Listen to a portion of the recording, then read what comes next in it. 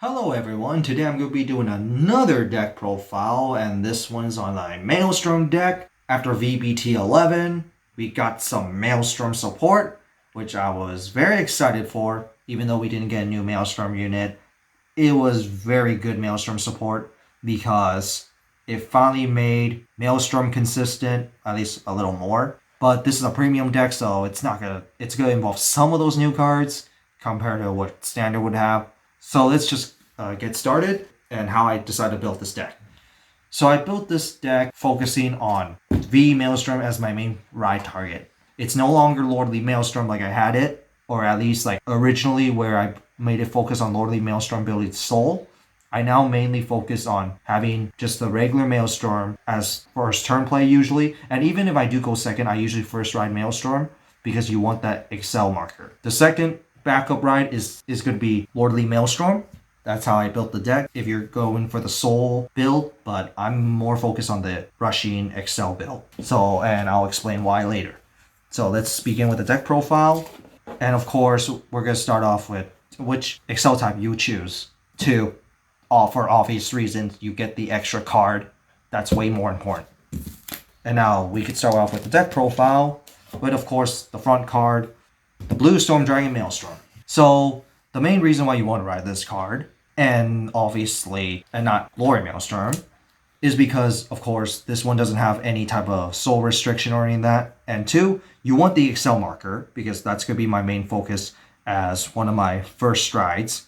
And another one is if you go first, you mainly want to ride this too because of its skill where like you can counter last one, give your whole front row plus 3k, but the main skill is obviously the second one where if your third or fourth attack hits, you can discard 2 cards to restand it. But with the new support, you can use the skill regardless of attack hit or not. Although I don't really run that much of the new support, mainly because you're going to be mostly striding. So you're not going to really do that. The main point of writing this card first is more on the Excel marker because you need the Excel marker for my new main first stride. Next, Glory Maelstrom 2. This, you can go for 4 if you want, but I stick with 2 because this is still a second ride target most of the time. And even if you do go for the first ride target, it will rely on another card to generate a Maelstrom in Soul. And normally it will require you to stride in normal occasions. So if you do that, then yes, I would ride this and then use the stride fodder and then use the other card to get the Soul, Maelstrom and Soul. So then you could actually get its ability off later on if you need it. But Glory Maelstrom is also mainly a finisher because it makes your opponent can only guard with 1 card in your hand. And also gives 10k power for the whole front row if you have a Maelstrom and Soul, which just makes it as a second ride target most of the time. So you don't really need to run 4, but you can run 4 if you want. The next one, which is basically my plan B, will be Lordly Maelstrom. This is the Soul Maelstrom Soul Generator, because when you stride a Maelstrom card, you can counterblast 1, put a card from your drop zone to Soul to Superior Call Blue Storm from your hand, and it gets the ability where after when it attacks, you can have it stand again. So that's decent right there. It gives you the multi-attack that you're going to need for your attack numbers, which is of course Aqua Force plays out, and does Soul Generation. So if you do play the Soul Generation style, which I will technically as a finisher purposes, and also it does have the additional skill at the end of the turn. If you perform 4 attacks during the turn, you can counterblast 1 to have one of your opponents retire 1 of their rear guards, and then you draw a card. So it has extra benefits for its skills. But like I said, this is no longer the main ride target. The main ride target is regular Maelstrom as the main first ride for the Excel marker because the new stride actually has a lot of benefits in it. It gives you a lot of pluses. But this is here as a backup, and it's really good. So that's it for my grade 3 lineup, and that's 10 grade 3s because you want as many Maelstroms as possible. Because this next card, Blue Storm Soldier Eldermost. So when this card is placed, well, reveal 1 card in your hand, and if it's a Maelstrom card, it doesn't lose its 5k power for the turn, but that's not hard. And also if your Vanguard's Maelstrom, it won't lose its 5k either, so that's not hard to do.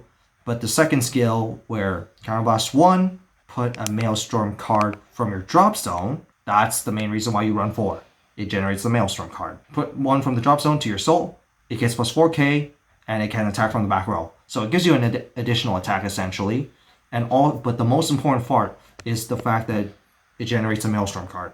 So one method that you can actually do is if you go second and you're kind of stuck with these two Maelstrom cards, one of them being Glory, you could actually just ride the Glory Maelstrom, get the Excel marker, and then stride with one of your Maelstroms as a cost, and then use this card skill to put the Maelstrom card to your soul. So then you've got Glory Maelstrom ready. And not only that, since you've got a Maelstrom card in your soul, it will be very beneficial later on. Because, like I said, Lordly Maelstrom has the generating soul ability, which will be essential for your finisher. At least for one of them. To continue off, I play, of course, the 4 Tidal Assault. Attack numbers are really essential. So, of course, you would run 4. And it's free as well. And then, for the new Grade 2, in V-BT11, I run the 3 Terrific Coil Dragon. You can run Algos, and you can run Spyros, which is a blue storm, because if you go for Lordly Maelstrom, it's a blue storm card, so if you stride, you can use Lordly Maelstrom to Superior Call that one. Spyros lets you counterblast 1 blue storm card to restand it after attacking a Vanguard if it's a first or second battle. And this skill can activate. You can also get an additional restand, so that's 3 attacks, and that will build up your attack numbers.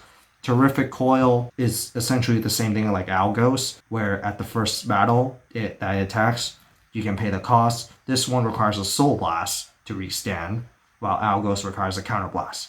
And due to this deck being Counterblast heavy, you might want to go with Soul Blast instead. And there's really only just one card that does a Soul Blast other than this one. So it shouldn't be that hard, and you do have some soul generating cards. So you do have some resources, but it also has an additional ability where if it's stood, once per turn it gets plus 5k. So if you can't use this ability, you do have some restand rearguards abilities that so you do have some benefits right there. So it'll be a double 14k attack.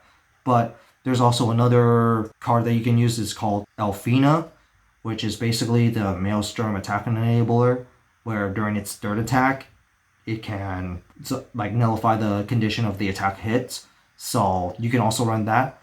But due to the part where it's going to be focused, you're going to be focused on strides later on, there's really no point of really running that. So Terrific Coil to me is the better choice because the strides require attack numbers, so you actually want to use Terrific Coil instead, or Algos or Spyros just to build up your attack numbers. So that's it for the grade 2s. And now for my grade 1s, I run the new card Radiant Assault. So this is one of the Maelstrom attack enablers. So its skill is when placed, Soul Blast 1. During the turn that this card boosted, the attack condition of the ability is nullified. Since Maelstrom requires you to be the 3rd or 4th attack, you can use the skill of the turn that it went on place. So boosted on the 3rd attack. The attack ability of Maelstrom requiring the attack hit is completely nullified. So that condition is off. And of course it has the second part of skill where you can put a Maelstrom card from the drop zone back to the deck and draw a card. So you do have that option. But of course the main part is the attack enabling effect, and that will help Maelstrom. But like I said, you want to build up attack numbers, and the only slot that you can really have for this is on the grade 1 slot, and later on you're going to be striding, so that's another reason. But this is here just in case you go first and you won't be able to stride, so of course you're going to be using Maelstrom's second skill to restand itself, and this enables it. To continue off, Penguins for countercharging. So it can combo out with the restanders, so where you could just rest it, give the unit with the same column 5k power, and at the 4th battle that you make your attack, you can retire this to countercharge 1. So just countercharge engine. And Anakin Penguin is also awesome. Next, grade 3 searchers. It's debatable if you want to reuse this or not, but grade 3 searching is grade 3 searching. And also being a 13k attacker is very good in Aqua Force. Especially, you can maybe replace this next card, Blue Storm, Battle Princess Tita. So if it attacks, your Vanguard's Maelstrom plus 2k. If it's the second battle of the turn, it also gets an extra 3k, so it's 12k attacker.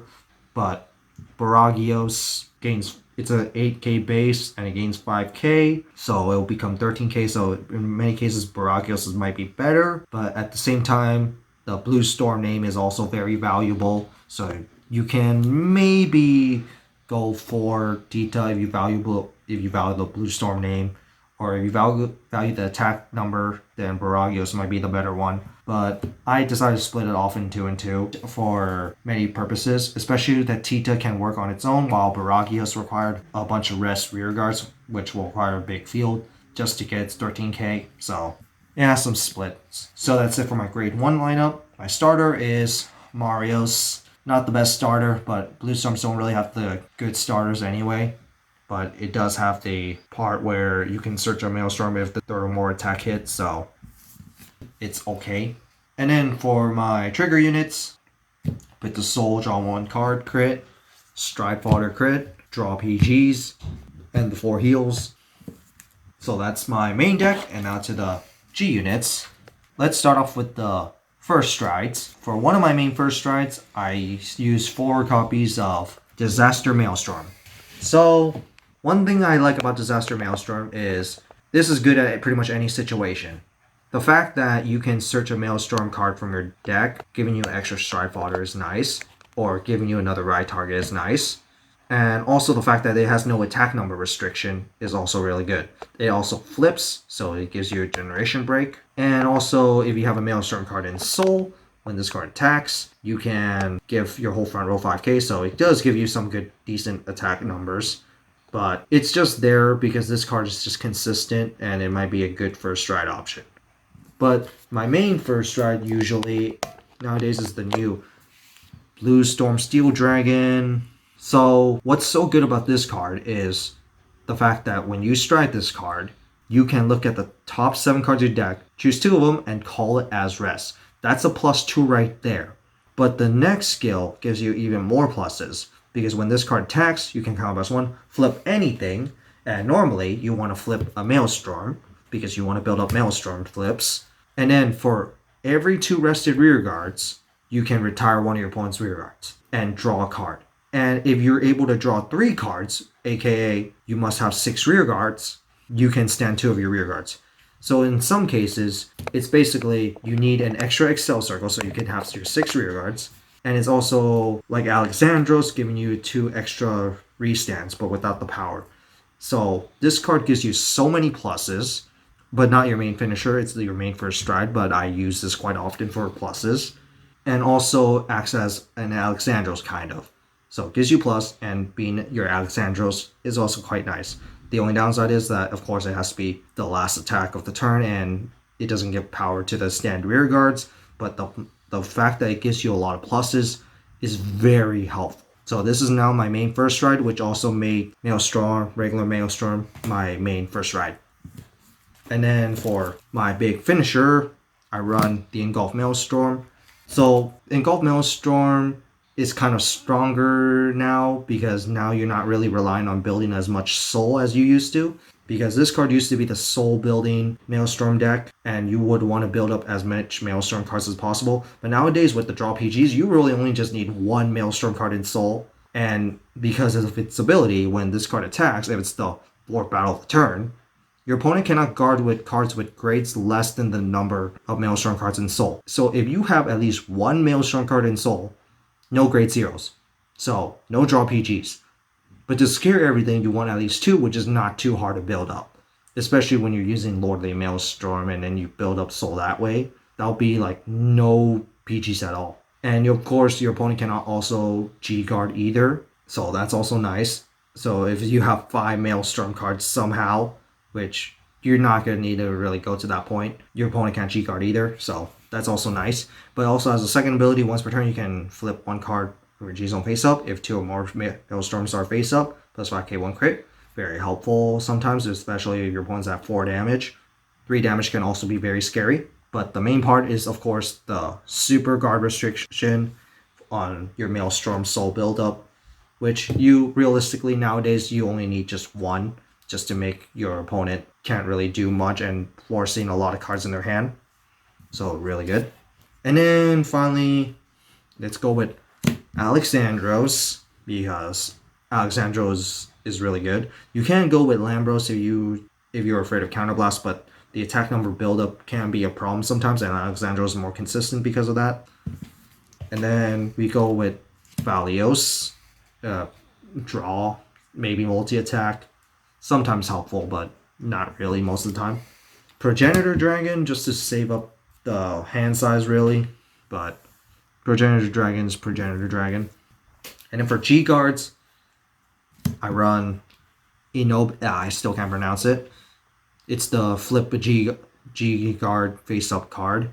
Gains 5k shield for every rear guard you have. Gives them resist.